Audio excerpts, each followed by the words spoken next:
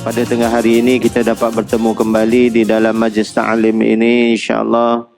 Pada tengah hari ini kita akan membahaskan satu bab dalam kitab Mau'izatul Mu'minin, Kitabul Uzlati wal Mukhalatati. Kitab yang menjelaskan tentang mengasingkan diri, uzlah dan pergaulan, bergaul. Assalamualaikum warahmatullahi wabarakatuh. Bismillahirrahmanirrahim. Alhamdulillahi rabbil alamin. Wassalatu wassalamu ala ashrafil anbiya'i wal mursalin.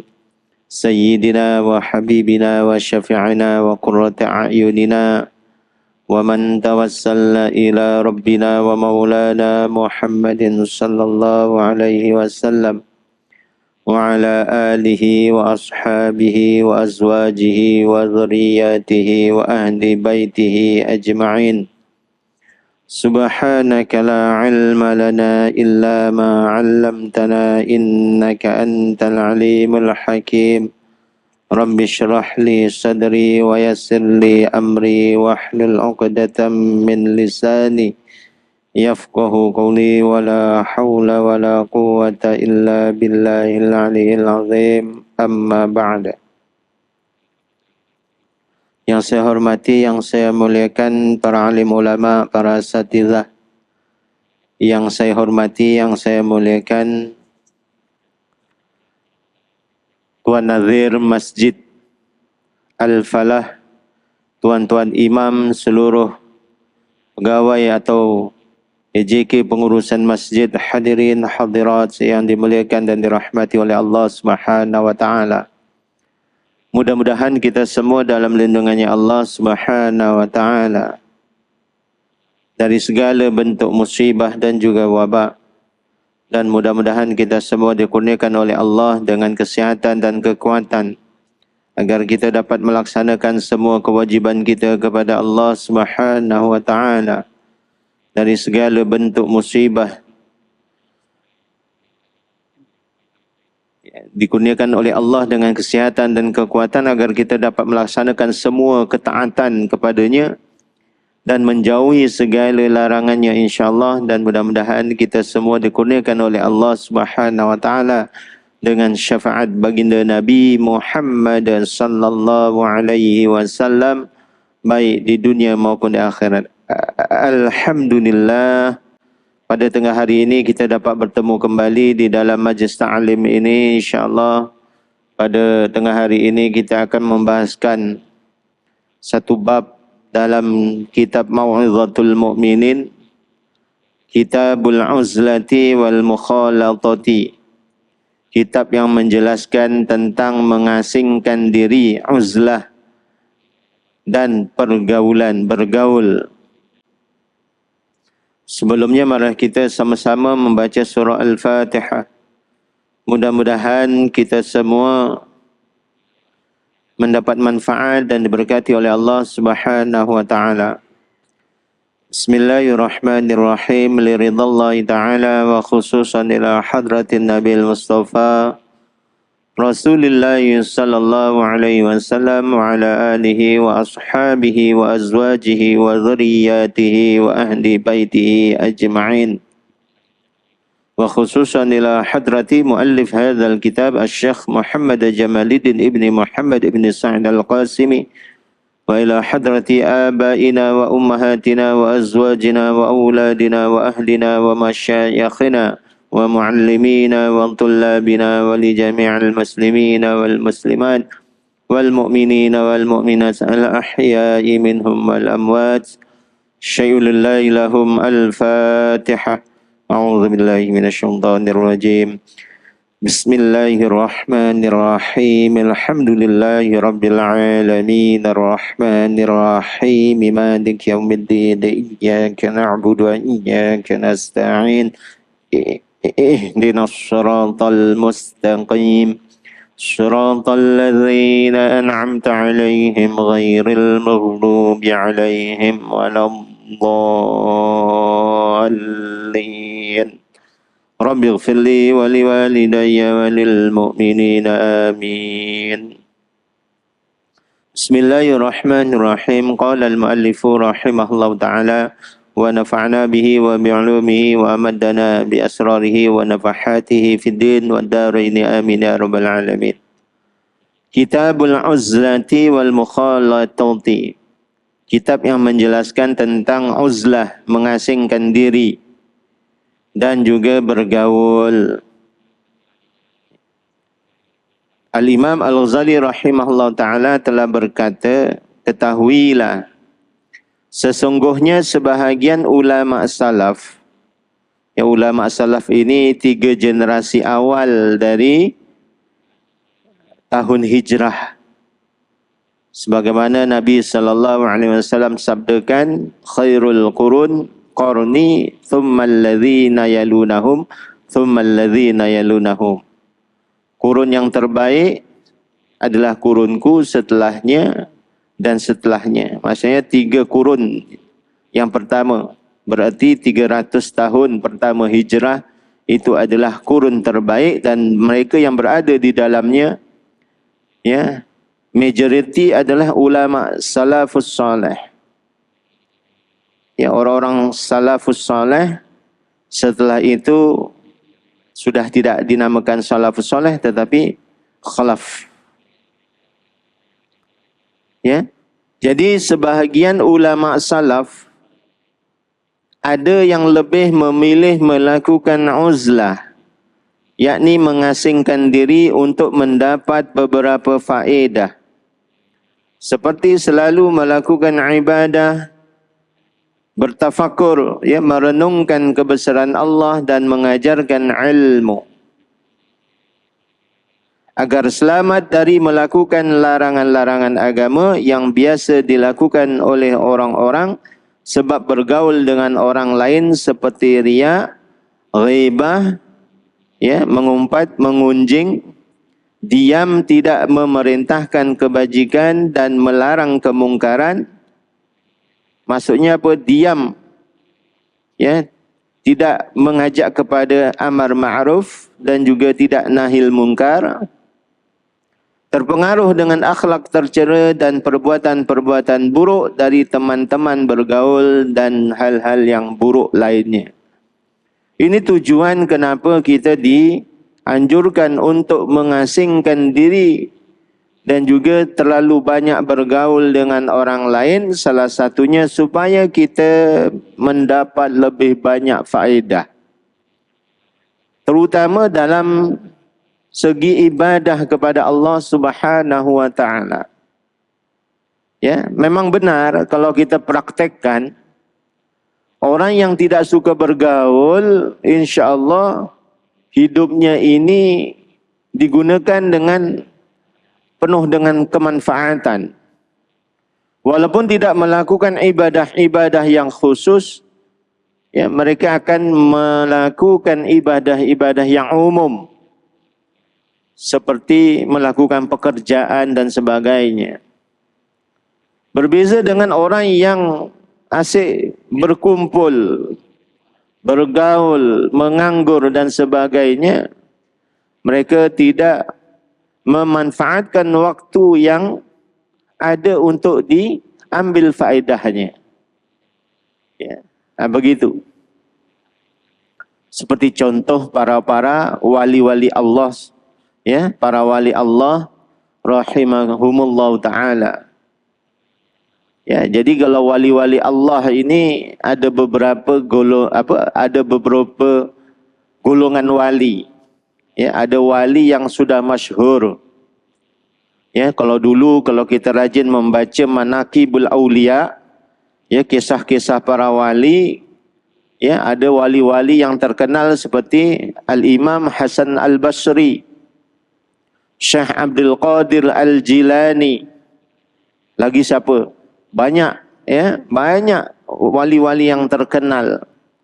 Dan juga banyak wali-wali yang mastur. Maksudnya wali-wali yang tidak mau dikenal. Ayan, kenapa? Kerana mereka tidak mau terganggu ibadahnya kepada Allah Subhanahu wa ta'ala. Jadi berbeza dengan wali yang terkenal, orang sudah kenal, orang sudah tahu, jadi ramai yang bertamu, ramai yang datang untuk silaturahim, ramai yang datang untuk minta doa. Jadi waktunya habis untuk melayani tamu-tamu, berbanding beribadah kepada Allah Subhanahu wa taala. Walaupun banyak tamu tetapi hatinya kan tetap dengan Allah. Lain. Berbeza dengan wali-wali yang mastur, menyembunyikan identitinya sebagai seorang wali biar orang tak kenal. Dengan menyamar sebagai pengemis, menyamar sebagai pengutip sampah, menyamar sebagai orang gila. Ya, mereka begitu sebab supaya tidak terganggu ibadahnya kepada Allah Subhanahu wa taala. Ini termasuk orang-orang yang beruzlah, yaitu tujuannya. Kalau hari-harinya dihabiskan berkumpul dengan sahabat-sahabatnya, berkumpul dengan kerabatnya, ya, jadi waktunya tidak digunakan untuk ibadah kepada Allah Subhanahu wa taala. Ya, begitu juga. Ya. Kalau kita banyak berkumpul, waktu yang ada habis waktu kita untuk hadir di majlis-majlis ilmu. Makanya selalu saya berpesan kepada para jemaah, ya, kuliah jamaah majlis ta'lim, supaya meluangkan waktu. Jangan sampai menunggu waktu luang. Baik itu ibadah kepada Allah maupun untuk menuntut ilmunya Allah Subhanahu wa taala. Jangan sampai kita menunggu waktu luang. Nantilah kalau dah ada waktu aku datang. Nantilah kalau dah ada waktu aku qiyamul lail. Aku sibuk ini. Jadi kalau kita begitu, kita tak akan mendapati atau kita tidak akan dapat waktu luang tersebut. Ya, akan kita temukan kesibukan-kesibukan lainnya. Berbeza dengan orang yang meluangkan waktu. Sudah, ya, aku harus ke masjid 1 jam sebelum azan solat Jumaat. Kerana ada tazkirah. Sudah ditentukan. Sibuk mana pun pukul 12 atau 12.30 sudah ada di masjid kerana ingin hadir di majlis ta'lim seperti ini. Nanti lepas maghrib, ya, aku tetap di masjid. Kalau ada yang telefon, ada yang family nak datang, tunggu kat rumah. Ya, aku tetap di masjid untuk hadir dalam majlis ilmu seperti ini. Itu namanya meluangkan waktu. Barulah kita ketemu, kita jumpa waktu tersebut. Ya. Jadi kalau kita pentingkan bergaul, tunggu waktu luang, ya, nanti malam kalau ada waktu aku datanglah ke masjid. Ya. Lepas maghrib kawannya telefon, ayo lepak kedai mamak. Ya sudah. Jadi tak ada temu janji dengan Allah Subhanahu wa taala, tak diniatkan, dia pentingkan berkumpul dengan sahabat-sahabatnya di warung mama, ya. Begitu. Kenapa orang-orang dahulu seperti itu?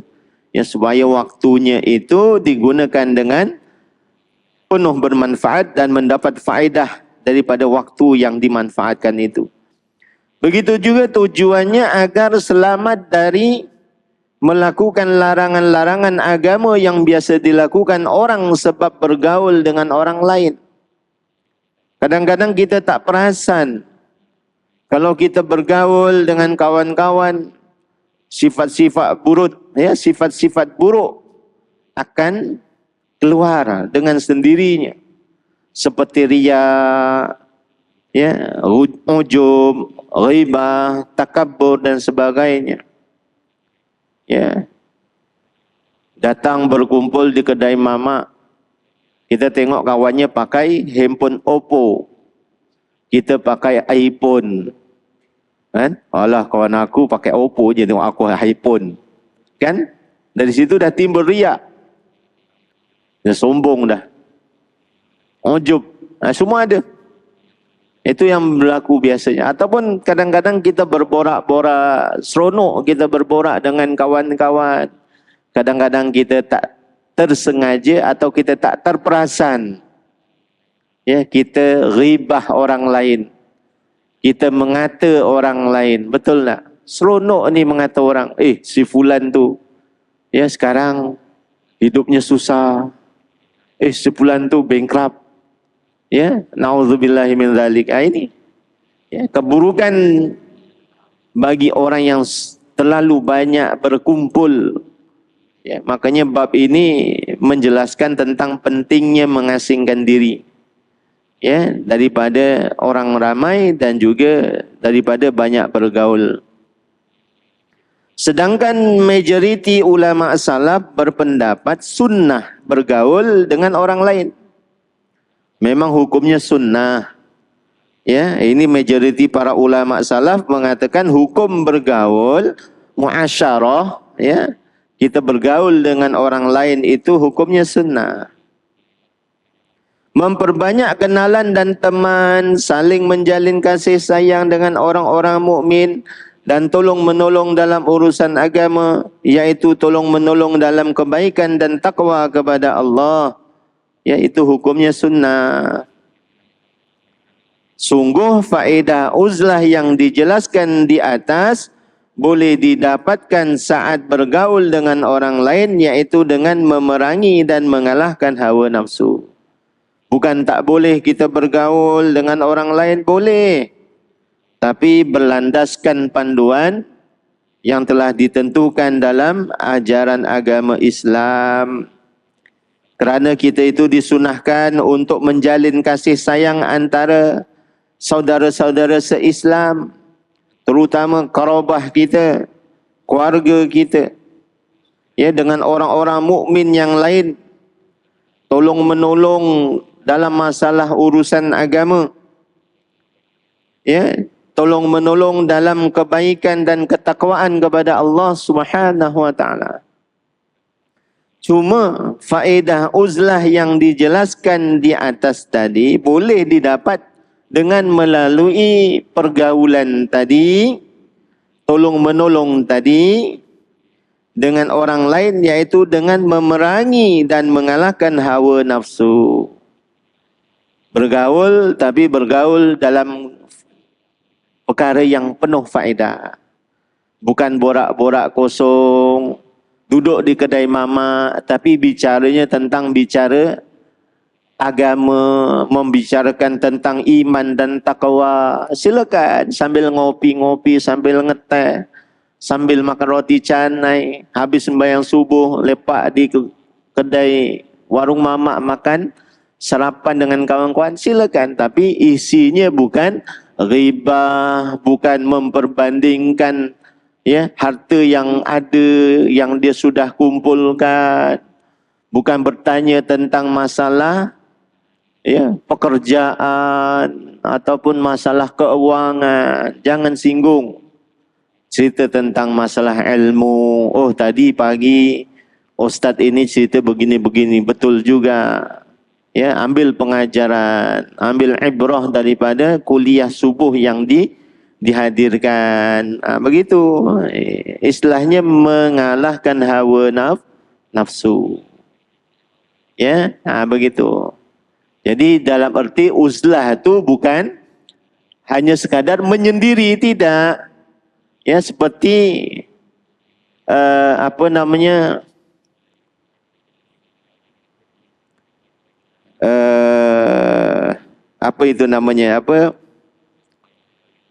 zuhud dunia.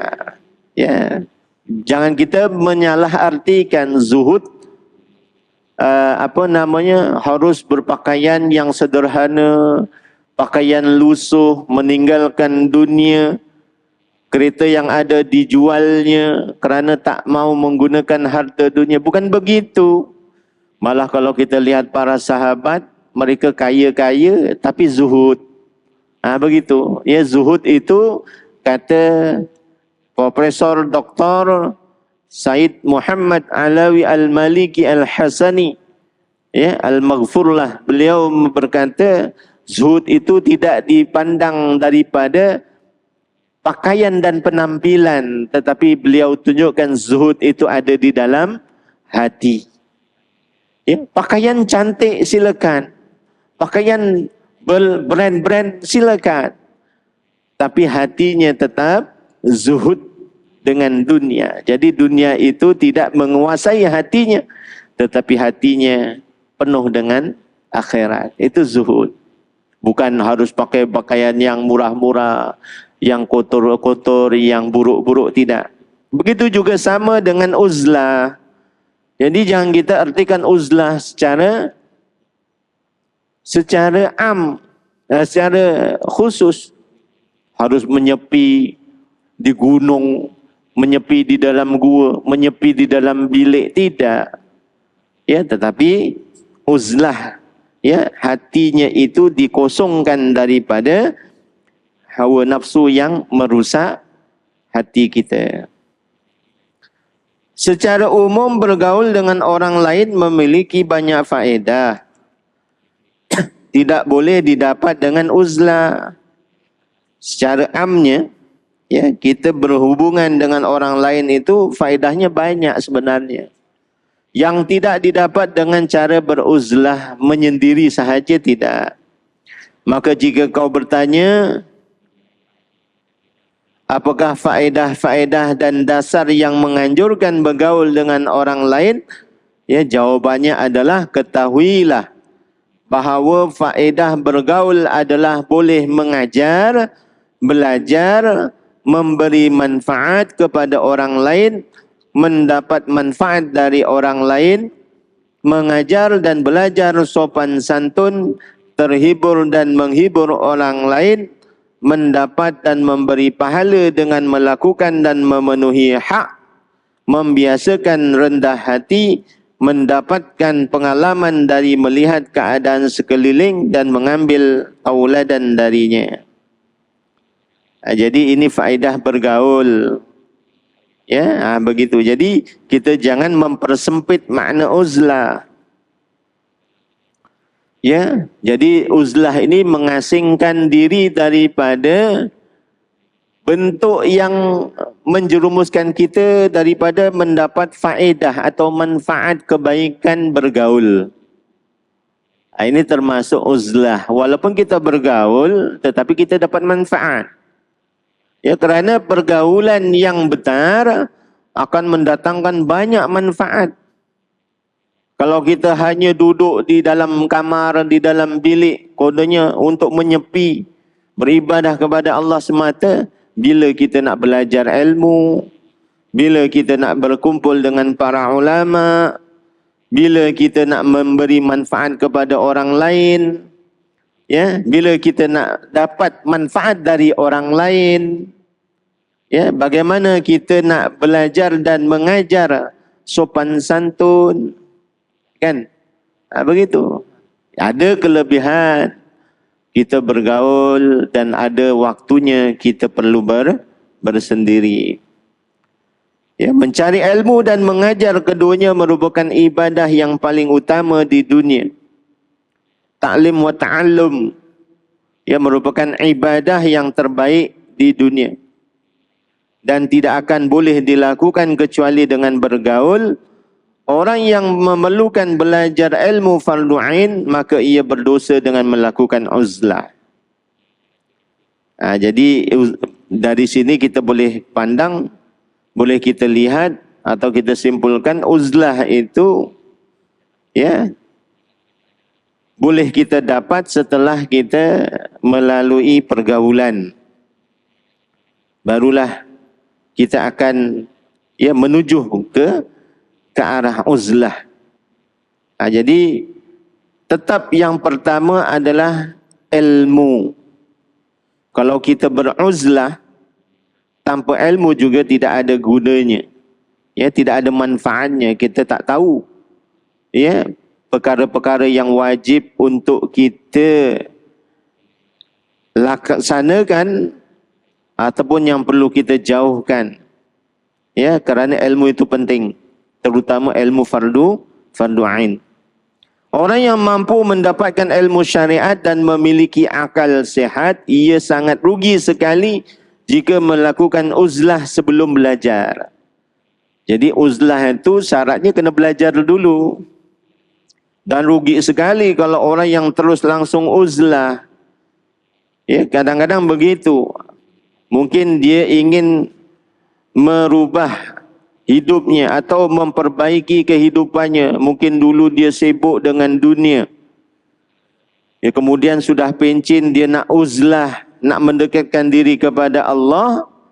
Apakah langsung pergi beruzlah, buat pondok, ya, di kebun ataupun apa sahaja. Langsung dia ke sana untuk bersendiri? Ya tidak.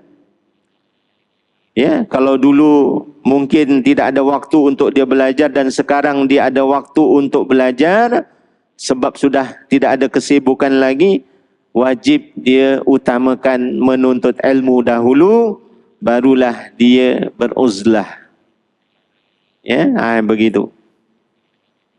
Kerana kalau orang langsung melakukan uzlah ini, banyak yang melakukan kesilapan. Dan banyak sekali yang terjerumus dengan dosa. Ya, istilahnya uzlah ini seperti ibadah haji. Ya, diibaratkan seperti ibadah haji. Ibadah haji wajib kita ketahui ilmu-ilmunya. Ya, kita nak pergi haji tetapi kita meninggalkan ahli keluarga kita tanpa biaya hidup. Ya, kita pergi je, keluarga kita ditelantarkan, berdosa. Ya, berdosa. Kita pergi haji, kerabatnya banyak yang susah. Pergi umrah, bolak-balik, kerabatnya ada yang perlu bantuan dia. Tapi dia tak bantu, dia terus pergi umrah. Setiap tahun pergi umrah, tapi ada ahli keluarganya yang susah. Sia-sia. Saya pernah tahu dan pernah nampak, oleh kerana dia katanya ingin mendekatkan diri kepada Allah, dia pergi beruzlah di luar daripada negeri Selangor. Ya, kalau tak salah di Terengganu atau di Kelantan selama 40 malam. Tetapi keluarga yang ditinggalkan tidak diberi sangu, tidak diberi belanja. Isterinya bekerja sendiri mencari nafkah untuk anak-anaknya. Bagus niatnya untuk mendekatkan diri kepada Allah, tetapi caranya salah. Ya, tetap tak dapat apa-apa, malah mendapat dosa besar. Sebab meninggalkan, mensia-siakan ahli keluarganya. Makanya di sini dijelaskan orang yang perlu untuk uzlah wajib mempelajari ilmu dahulu. Kalau dulu tak ada waktu untuk belajar, sekarang ada waktu belajar. Nanti uzlahnya kemudian. Ya, makanya kalau belajar sekarang, ya, tak perlu nak belajar grammar Arab, tak perlu nak belajar nahwu sorof lagi. Ya, kalau usia-usia dah 60, 65 ke atas, nak menuntut ilmu yang fardu ain saja, fiqh, tauhid, tasawuf, itu je. Tak perlu belajar nahwu, sorof, nak belajar bahasa Arab, boleh. Tapi tak perlu. Ya. Sebab apa? Buang waktu. Sebaiknya kita belajar terjemahan pun tak apa. Ya, sebab apa? Intinya ilmu tu untuk kita amalkan. Ya, kalau kita nak belajar ilmu, nak belajar kitab Arab, kena belajar ilmu sorof, nahwu, kemudian balaghah dan sebagainya, ambil waktu lama. Kalau ada yang tawarkan pengajian bahasa Arab instan, bohong. Bohong, terus pandai, bohong, setahun tak pandai. Bahasa Arab, bahasa Al-Quran, untuk memahami Al-Quran. Banyak sekarang tawaran-tawaran.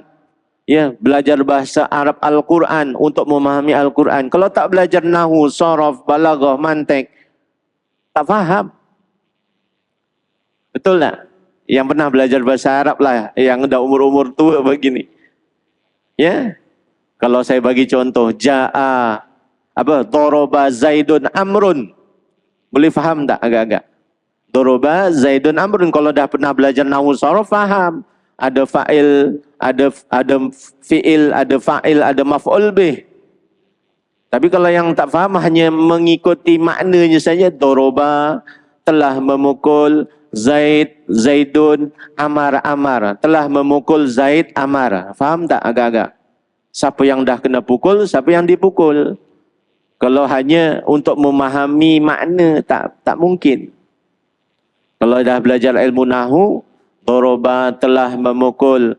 Siapa yang telah memukul fa'ilnya, Zaidun oleh Zaid. Kemudian maf'ul bih akan Amar. Bermakna Zaid telah memukul Amar. Kan? Ini makanya kalau dah usia-usia 60 ke atas, tak perlu nak belajar nahwu sharaf lagi. Boleh belajar.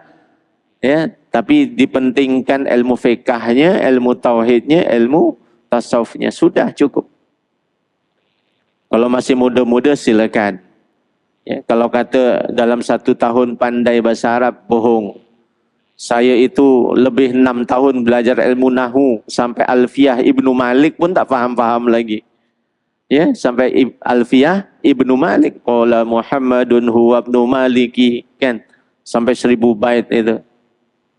Ini itu pun tak faham-faham juga. Ya, susah. Kita bukan orang Arab. Makanya cukup. Ya, Ustaz pakai terjemah, ya tak apa pakai terjemah. Jangan bergaya pakai kitab Arab kosong, kitab kuning. Ya, kan?